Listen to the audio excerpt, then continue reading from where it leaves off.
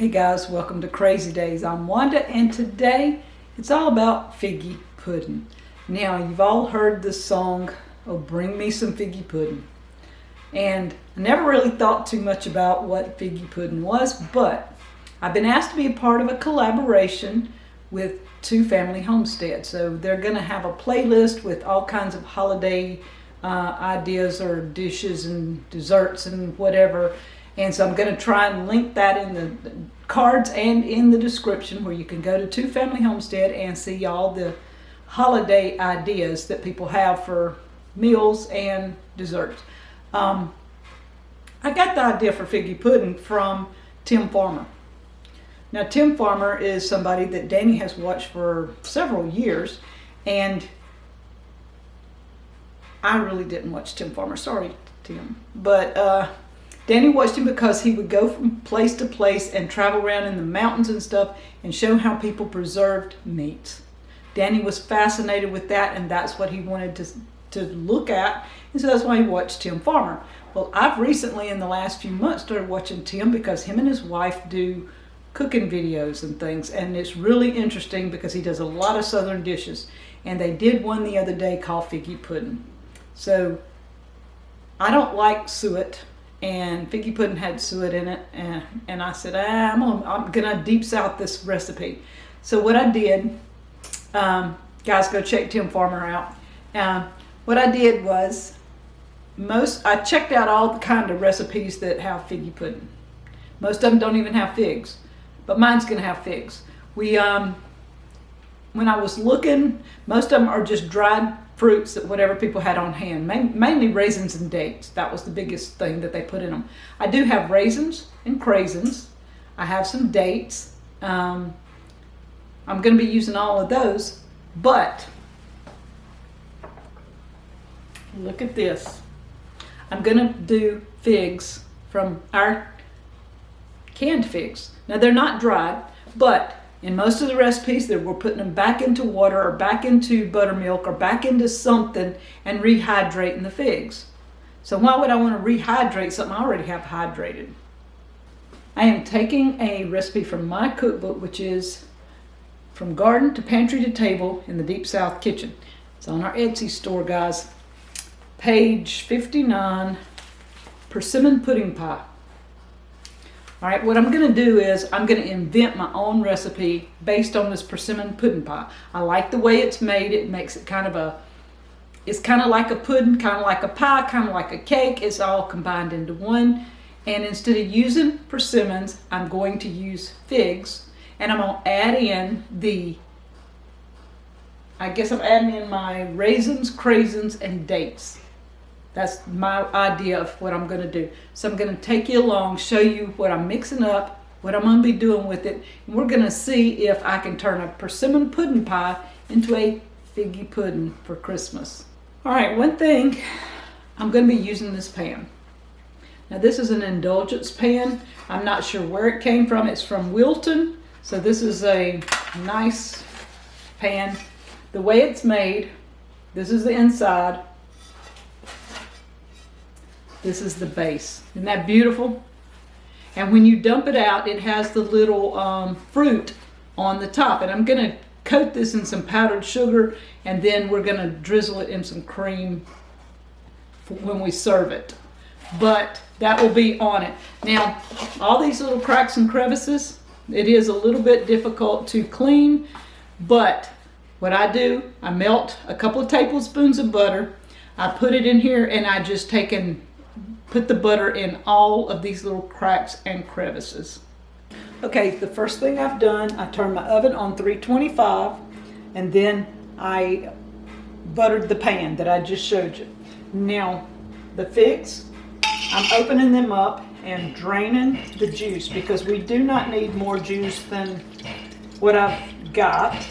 And I'm altering the recipe quite a bit because of the liquid and stuff in this. It calls for 1 1/4 cups of buttermilk. I'm using 3/4 cup because these figs have juice in them. And I know that's going to make up, and I'm going to kind of mash them, but it's going to make up for some of the juice that I'm not putting here.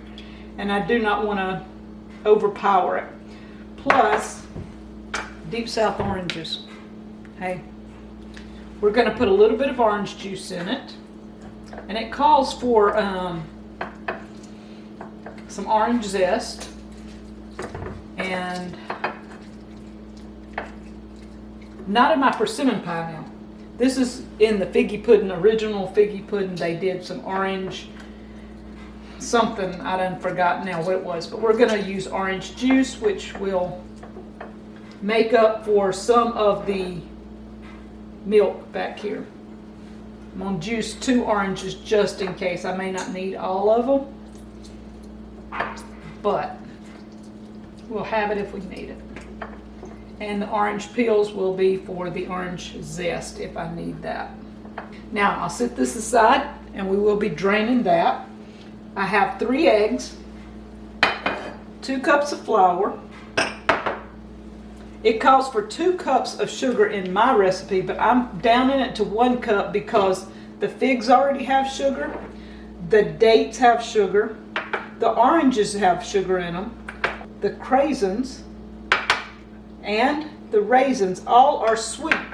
So there's no point in me adding an extra cup of sugar to anything because we have sugar everywhere.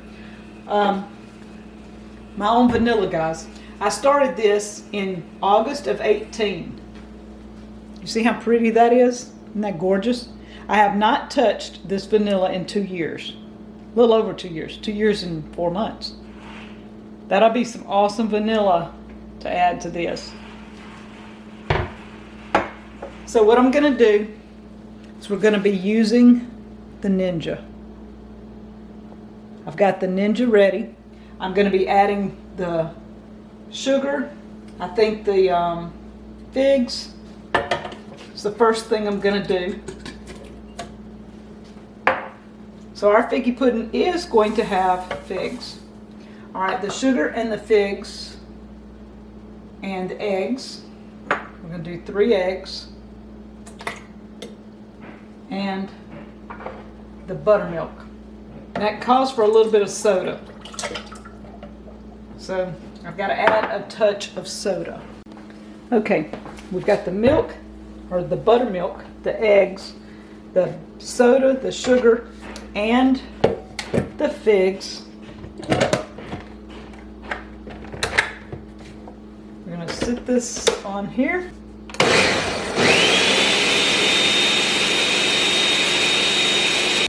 We're going to be adding about 1/4 cup of orange, half a teaspoon of my vanilla, my homemade vanilla, and a little bit of the flour at a time.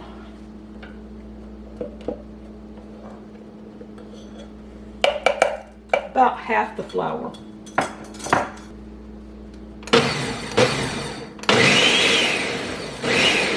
And notice that some of it on the side does not want to do what you want it to do. So I have this handy dandy pampered shelf thing that mixes it all up. Now we're going to add the rest of the flour.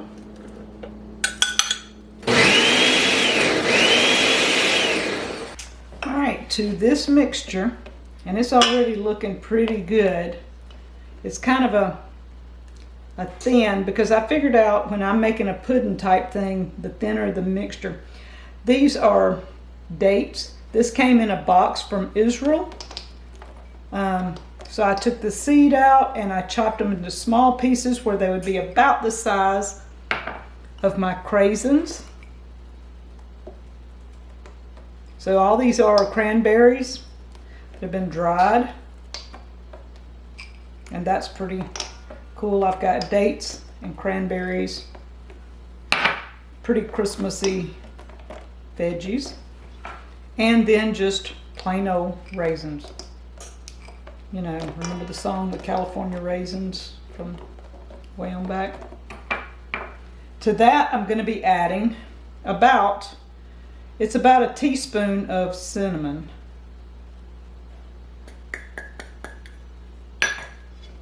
And we're going to mix this, and I'm going to pour it into my pan. And we're going to have an authentic Deep South figgy pudding. One of a kind, probably. And when I get through with this, I'm going to, if it tastes good, I'm going to make Danny a gluten-free figgy pudding. So I am the guinea pig. It smells wonderful. Anything with cinnamon smells great. And we have our pan prepared. It has all the butter and ooey gooey goodness in it. We're just going to dump this in, run around it. Let's just get this out, because I don't like to waste stuff. I like to have stuff clean and use all the food that I'm going to be. I don't want to waste it.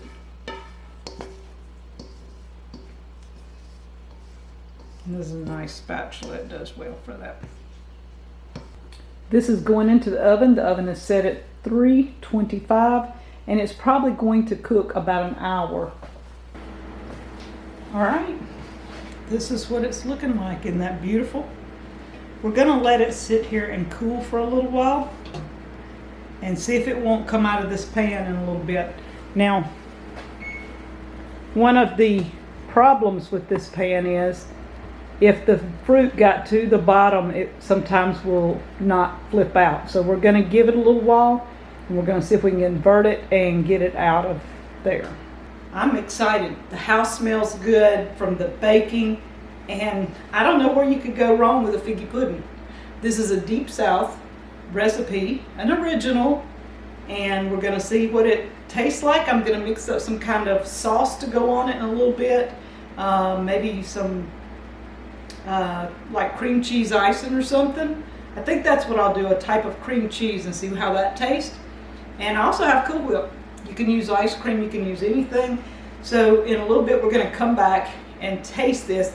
Go check out Tim Farmer and his wife, their videos. I'm going to link that in the description also. If you want to know about the original figgy pudding. Now this is not an original, this is a Deep South original. But this is not the old recipe, and Tim Farmer shows you the old recipe and how they steam it and all this, and it looked pretty good, but I think I'm gonna like mine too. Okay, so time to tell if this is going to come out or not. I have this holiday pan I bring out every time. It's an antique. I say antique, it's probably 40, 50 years old. It's aluminum, I guess. Cake pan, and it has an acre on the top. We're gonna see, guys. Sometimes this works, sometimes it doesn't. It's cooled off enough I can handle it.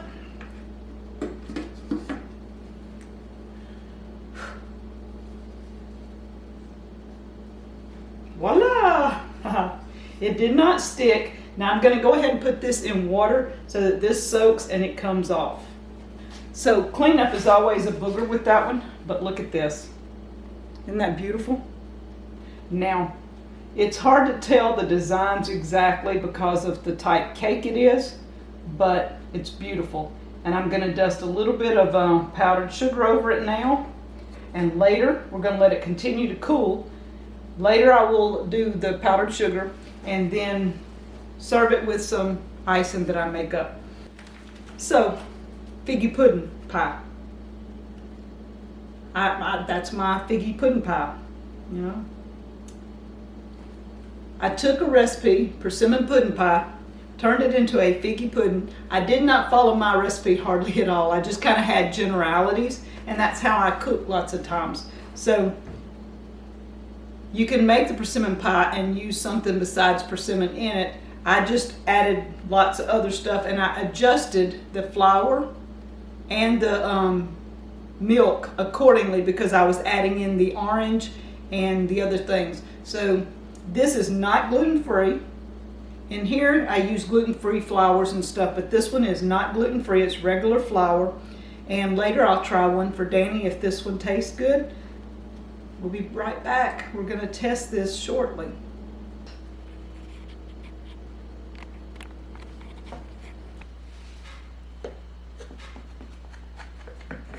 It seems spongy. And I'm going to cut it like I would a pie. It's like a cake. It's like a pie. It is like pudding pie. Isn't that awesome?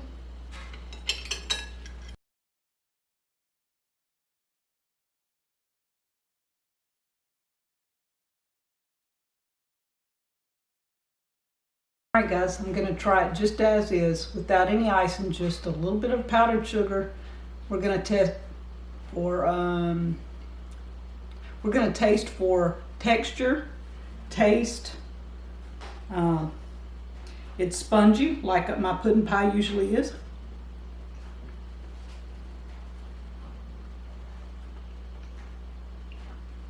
Not overly sweet. If I'd have put 2 cups of sugar in here, it would have been way, way too crazy. The one cup and all the fruit.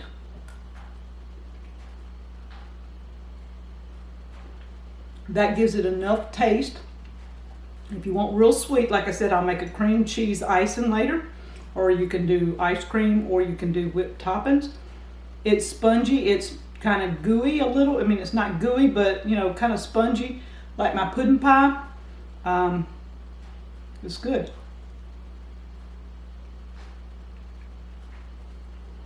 Excellent texture.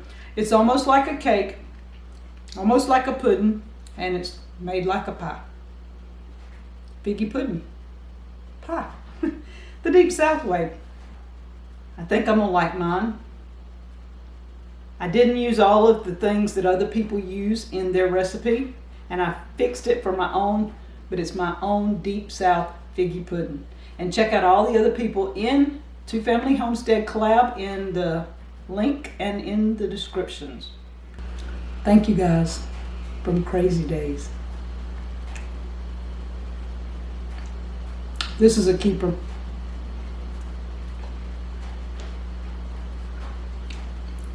Cup of coffee,